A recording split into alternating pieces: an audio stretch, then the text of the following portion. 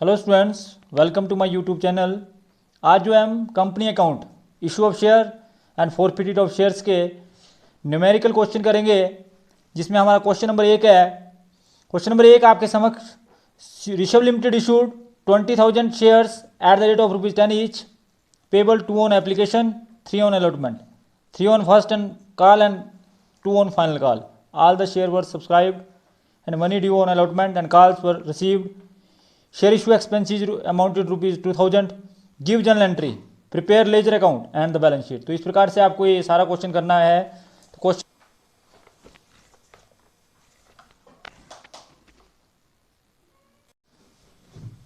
Journal entries, तो सबसे पहले जब आप जर्नल एंट्री करते हैं तो आप ऊपर लिखते हैं journal entries, date, particular, ledger folio, debit amount और क्रेडिट अमाउंट इन रुपीज़।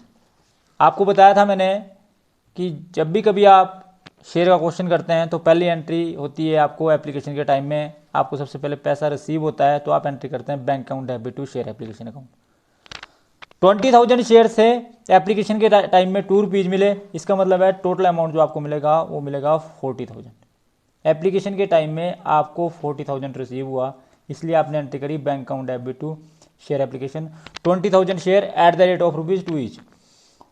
इसकी नरेशन लिखेंगे being share application money receive. आपको एप्लीकेशन मनी रिसीव सबसे पहले होगी। उसके बाद आप सभी जानते हैं कि शेयर एप्लीकेशन मनी को ट्रांसफर किया जाएगा शेयर कैपिटल में, जिसके लिए आप एंट्री करेंगे share application account debit to share capital 40,000 और 40,000। जितना पैसा आपको रिसीव हुआ उस सारे पैसे को आपने ट्रांसफर कर दिया शेयर कैपिटल में, जिसके लिए आपने एंट्री करी share application account debit to share capital. उसके बाद अलॉटमेंट ड्यू की जाएगी। अलॉटमेंट क्या की जाएगी?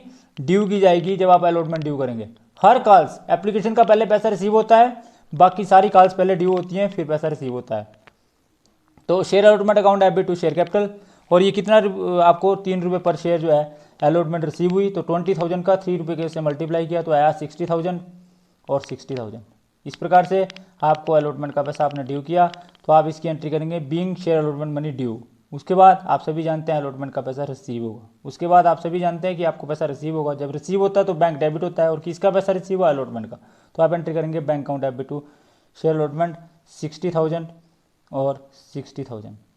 उसके बाद आपकी अगली एंट्री है जी कि आप फर्स्ट कॉल ड्यू करेंगे। जब आप फर्स्ट कॉल ड्यू करेंगे, इस बात का ध्यान रखें, जब आप फर्स्ट कॉल ड्यू करेंगे तो आप एंट्री करेंगे share first call account debit to share capital, और वह भी आपकी ₹3 के हिसाब से है, ₹3। तो इसका मतलब है कि 20,000 को 3 से मल्टीप्लाई किया, that is 60,000 and that is also 60,000।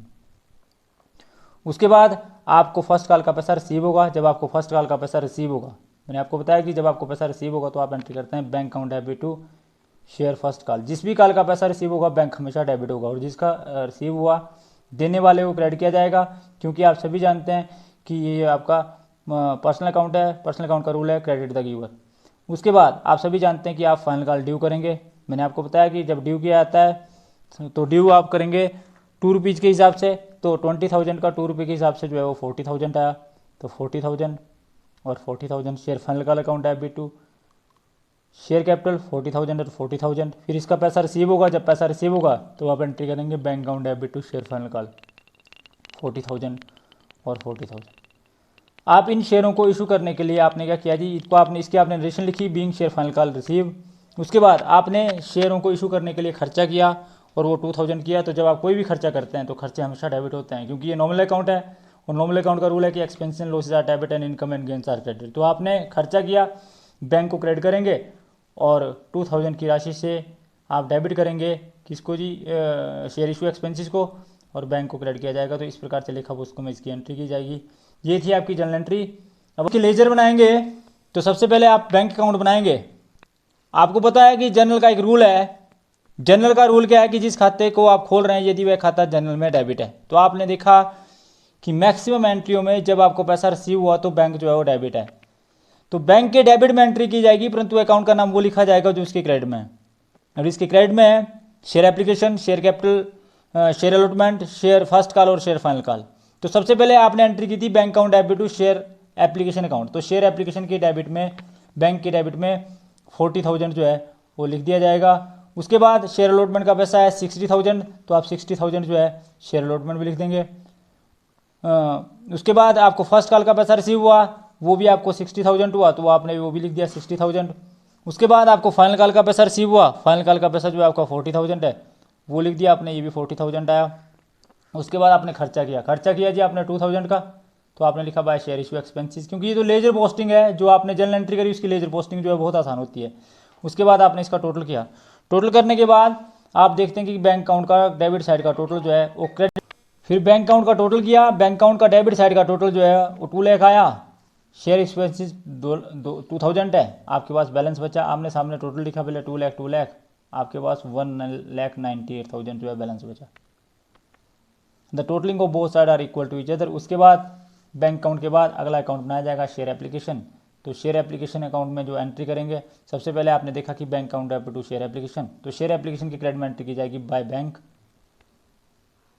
और बाय बैंक जितनी की राशि है 40,000 से, और इतना ही पैसा आपको रिसीव हुआ, इसलिए इसकी एंट्री डेबिट में की जाएगी टू शेयर कैपिटल, और ये भी जो है आपका 40,000 है। आमने सामने जो है बराबर कर दिया जाएगा 40,000 और 40,000। उसके बाद आप सभी जानते हैं कि अगला अकाउंट जो है वो शेयर अलॉटमेंट का खोला जाएगा। बिल्कुल सेम एंट्री हर अकाउंट में, बिल्कुल सेम एंट्री, अर्थात इसकी लेजर पोस्टिंग जो है बहुत आसान है। क्वेश्चन की लेंथ ज़्यादा है परंतु क्वेश्चन आसान है। तो आपको पैसा रिसीव हुआ अलॉटमेंट का 60,000, कैपिटल में आपने पहले ड्यू किया था तो शेयर कैपिटल, और वो आपका कितना था जी 60,000। तो इस प्रकार से आपने इसकी लेजर पोस्टिंग करी, आमने सामने अकाउंट को क्लोज किया, 60,000 और 60,000 आमने सामने जो है बराबर आ गया। उसके बाद अगला अकाउंट खोला जाएगा शेयर फर्स्ट कॉल का, तो शेयर फर्स्ट कॉल के डेबिट में टू शेयर कैपिटल, और ये भी आपको 60,000 हुआ तो आपने 60,000 लिखा, और इसका पैसा रिसीव हुआ बाय बैंक, और ये भी 60,000 है। आमने सामने टोटल किया, टोटल करने के बाद you will find the total of both side are equal to each other, that is 60,000 and 60,000। उसके बाद आप फाइनल कॉल बनाएंगे। फाइनल कॉल को बनाने का तरीका, फाइनल कॉल में भी सबसे पहले आपको शेयर कैपिटल में ट्रांसफ़र करना पड़ेगा, टू शेयर कैपिटल डेबिट में, और ये आपका 40,000 है। इसी प्रकार से क्रेडिट में बाय बैंक अकाउंट, और वो भी आपका 40,000 है। The totalling of both side are equal to each other, that is 40,000 and 40,000। उसके बाद आपके पास शेयर इशू एक्सपेंसेस है, ये आपने किए और यह इसका बैलेंस रहा। शेयर इशू एक्सपेंसेस के डेबिट में टू बैंक, और ये टू बैंक आपके पास आया 2,000, आपने टोटल किया 2,000, और वही जो आपका बाय, आप सभी जानते हैं कि जितने भी एक्सपेंसेस होते हैं उन्हें आप प्रॉफिट एंड लॉस अकाउंट में ट्रांसफर करते हैं, तो इसलिए एंट्री करेंगे by profit and loss account 2,000, और आमने सामने जो है वो बराबर कर दिया 2,000 और 2,000, अर्थात share issue expenses. Balance sheet हम जब बनाएंगे तो आप सभी जानते हैं कि वर्टिकल फॉर्मेट के अनुसार बैलेंस शीट जो है बनाई जाती है, हॉरिजॉन्टल फॉर्मेट के अनुसार जो है वो बैलेंस शीट नहीं बनाई जाती है, वर्टिकल फॉर्मेट के अनुसार बनाते हैं। तो बैलेंस शीट सबसे पहले जब आप बैलेंस शीट बनाते हैं ऊपर लिखते हैं आप बैलेंस शीट ऑफ जिस कंपनी की बनाते हैं उस कंपनी का नाम, एज ऑन, और पहला कॉलम पर्टिकुलर्स का, note number, amount in rupees और अमाउंट इन रुपीज़। आपको नोट नंबर बनाना पड़ेगा, इसमें बहुत इंपॉर्टेंट है। तो नोट नंबर 1, नोट नंबर 2 और नोट नंबर 3 आप बनाएंगे। तो सबसे पहले आप सभी जानते हैं कि हमारे पास कैपिटल जो है वो authorised, issued, subscribed, called up and paid up capital है, और वह एक ही दी हुई है 20,000 share at the rate of ₹10 each. That means कि ये आपके पास आई 2 लाख की, और यहाँ पर भी आपने इसका ये लिख दिया 2 लाख, तो ये 2 लाख ही रही। अनअमोर्टाइजेशन एक्सपेंसेस, शेयर इशू एक्सपेंसेस को अनअमोर्टाइजेशन एक्सपेंसेस के अंदर रखते हैं, और वह आपके 2,000 थे, तो यहाँ लिख दिया हमने 2,000 डिटेल अमाउंट में भी, और यहाँ पर भी 2,000।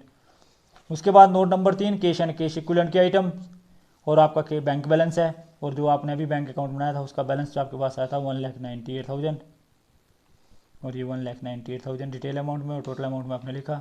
उसके बाद इक्विटी जनरल लाइबिलिटी साइड की आइटम जो है इक्विटी जनरल लाइबिलिटी में सबसे पहले शेयर कैपिटल थी। शेयर कैपिटल जो आपके पास थी वो 2 लाख थी। नोट नंबर 1 में आपको क्लियर हो रहा है कि नोट नंबर 1 में हमने इसको निकाला भी, कैसे निकालते हैं, 2 लाख, और यहाँ पर भी 2 लाख लिख दिया आपने डिटेल अमाउंट में भी, टोटल अमाउंट में भी। ठीक है जी। उसके बाद आप सभी जानते हैं कि असेट में आपके पास जो है अदर करंट असेट और नॉन करंट असेट। अब बात आती है कि अदर करंट असेट और नॉन करंट असेट क्यों बोला, ये बोलते हैं कि जो आपने शेयर इशू एक्सपेंसेस किए, यदि ये साल के अंदर के हैं, करंट ईयर के हैं, तो ये करंट असेट में आएंगे। अदरवाइज अदर करंट असेट में आएंगे, अदरवाइज ये नॉन करंट असेट में आएंगे यदि ये साल से अधिक अवधि के लिए कर दिए गए हों, तो इसलिए इसको आप लिखेंगे। और ये इसका हेड जो होता है वो अनअमोर्टाइजेशन एक्सपेंसेस है 2000 जो हमने अभी भी निकाला था 2000 और 2000। उसके बाद करंट असेट में सबसे पहले कैश एंड कैश इक्विवेलेंट के आइटम जो आपका बैंक बैलेंस है वो है आपका 1,98,000 और 1,98,000। तो इस प्रकार से आपने देखा कि इसका जो है असेट साइड का टोटल जो है वो लाइबिलिटी साइड के टोटल से बराबर आया 2 लाख और 2 लाख। तो इस प्रकार से जो है इसकी जो है बैलेंस शीट बनाई जाती है। Thanks, please like and subscribe my channel.